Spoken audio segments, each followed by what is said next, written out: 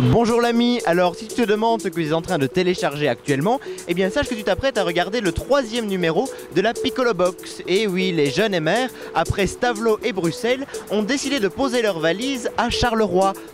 Mais si, tu connais Charleroi, c'est cette grande ville au sud du pays dont tout le monde parle et où personne ne va jamais. Quoi Simone ? Mais non, Charleroi n'appartient pas qu'aux socialistes. Et ça, comme dirait Simon Monceau, ça doit se savoir.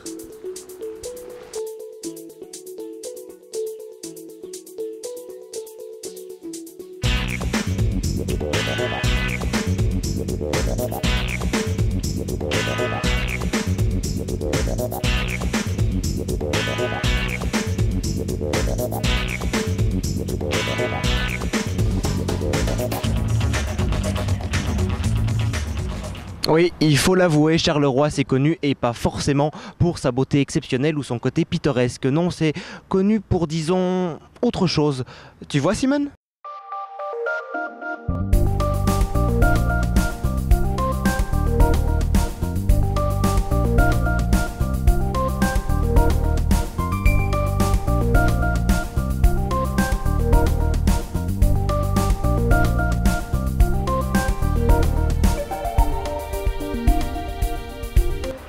Alors à Charleroi, le PS est présent à tous les coins de rue et à toutes les sauces. Mais visiblement, aujourd'hui, il faut chercher un petit peu après eux. Tu crois qu'ils auraient honte, Simone ?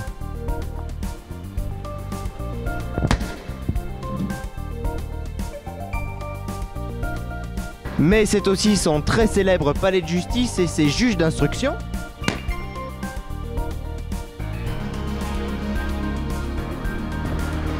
Alors Charleroi, c'est aussi l'univers impitoyable des affaires, les fameuses casseroles de Vanco, Caria et bien sûr tous les autres, en espérant que ce ne sera pas mis au frigo. Et alors bien entendu, the last but not least, le bourgmestre CDH le plus people, j'ai nommé le très petit Jean-Claude Viseur, monsieur 700 voix. Qu'importe, les jeunes MR avaient envie de casser un petit peu cette image de Charleroi et de prouver que ça bouge pas mal dans la plus grande ville de Wallonie et qu'on peut bien sûr s'amuser jusqu'au bout de la nuit. Allez, en route Simone!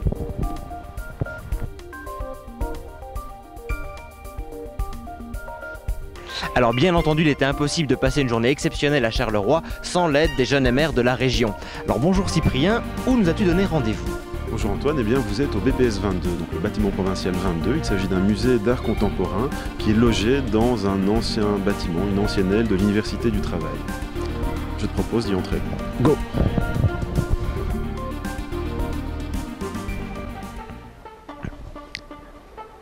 Alors non, nous ne sommes pas dans une reconstitution d'une boîte de nuit des années 70, mais dans une ancienne salle de gym. Effectivement, donc l'artiste Jean-Luc Mourman a voulu retravailler totalement cette ancienne salle de gym et en fait l'a totalement close, donc il n'y a pas de lumière qui vient de l'extérieur.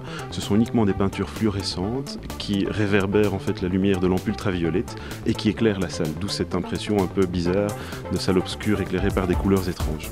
Et c'est une œuvre permanente ou elle va être à un moment donné détruite ? Alors, elle restera là jusqu'au 21 décembre, donc 21 décembre 2008, la date de clôture de l'exposition, et ensuite, en fonction de l'utilisation, elle sera probablement détruite. Donc c'est éphémère et il faut la voir tant qu'elle est là.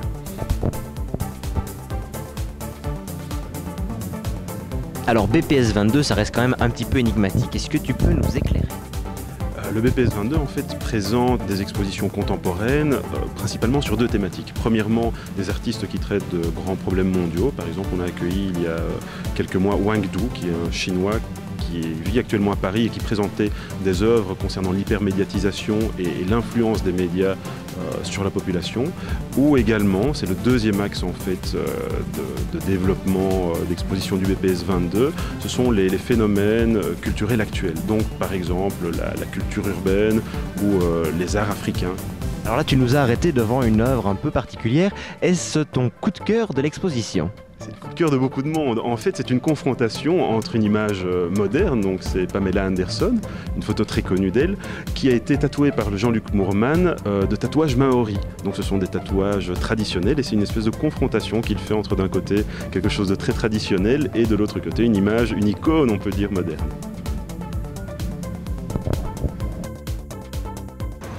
Alors après un peu de culture, je crois qu'on avait bien le droit de boire une petite bière. Et d'ailleurs, je crois qu'on nous attend là derrière. Alors Antoine, bien remis de la soirée d'hier? Tout à fait, une chouette petite soirée comme on les aime ici à la Cuve à bière. Un concert bien rempli, une bonne ambiance comme d'habitude. Alors pourquoi nous avoir donné rendez-vous dans ce lieu? Qu'est-ce que ce lieu a de particulier en fait? Premièrement, il est bien situé au centre de Charleroi, une place qui vit de jour comme de nuit. Pas mal de cafés, celui-ci tout particulièrement qui est extrêmement agréable, convivial. Et où également on a l'habitude de se rendre le jeudi pour manger un petit plat à midi pour un tarif tout à fait raisonnable d'environ 2-3 euros. Alors quel jour faut-il absolument être ici à la Cuve à bière?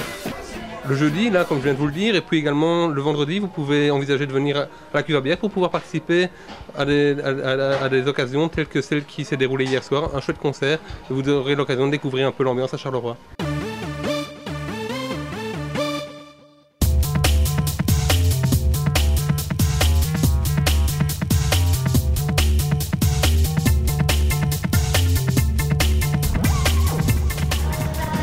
Alors bonsoir Maxime, tu nous as donné rendez-vous ici au Spirodome. Alors pourquoi avoir choisi le Spirodome? En effet Antoine, on est au Spirodome. Le Spirodome c'est l'endroit où il faut être à Charleroi. Où il faut être pour assister à des concerts, Jennifer, Moran, Knights of the Palms, mais aussi des grandes rencontres sportives. Les Spirou de Charleroi en basketball, la Villette notamment en tennis de sable, la Villette championne à de multiples reprises, championne d'Europe. Donc vraiment, il faut y être, il faut voir cet endroit. Alors ce soir, visiblement avec les ballons qu'il y a sur le terrain, ça ressemble fort à du basket. C'est quoi comme match? Mais je vois que ta connaissance du sport est exceptionnelle. Des ballons orange, c'est du basket. C'est les Spirou de Charleroi face à Liège. Première journée de championnat pour les Spirou, champions en titre. On s'attend à un bon derby wallon.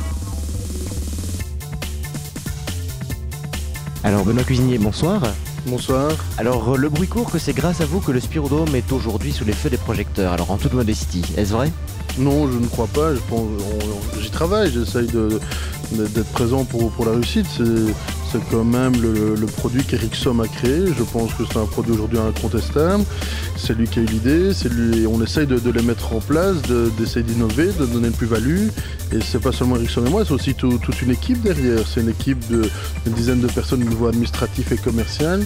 Donc je crois que la réussite et le fait qu'on soit sous le feu du projecteur, c'est la réussite d'une idée de quelqu'un faite par une équipe. Et alors justement, les secrets de cette réussite, vous les attribuez à quoi? Je pense que les secrets de la réussite, c'est un petit peu le fait que c'est la convivialité dans l'événement.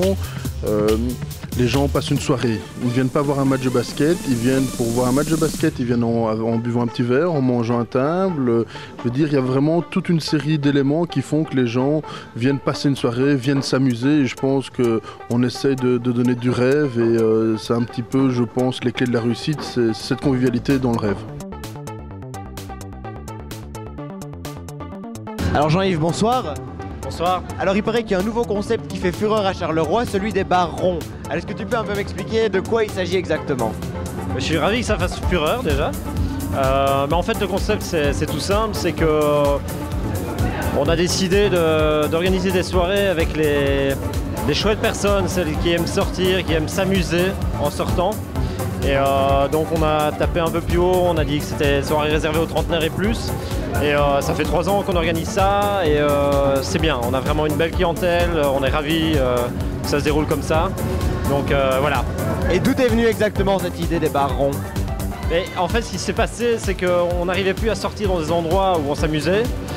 Donc on a essayé de recréer cette ambiance et voilà, petit à petit le concept baron est né. Pourquoi le baron? Parce qu'il y a un énorme baron au milieu de la salle, c'est très convivial, les gens, la musique va pas trop fort donc les gens peuvent se parler.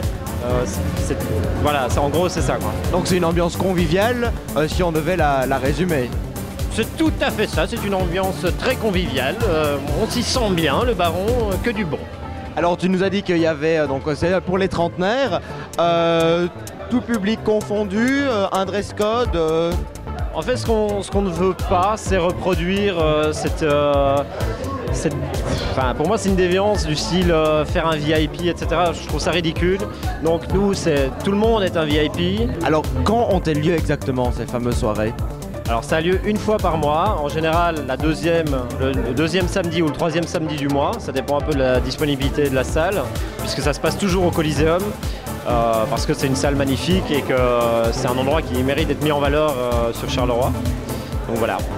Et voilà, c'est ainsi que notre journée et notre soirée à Charleroi se terminent. Enfin Non, c'est vrai, Charleroi c'est assez dépaysant, mais ce que Simone et moi voulions te dire, c'est que, sincèrement, mais vraiment sincèrement, Charleroi c'est quand même pas mal. Bon, c'est vrai qu'il reste du travail, mais le combat ne fait que commencer. Allez, à très vite.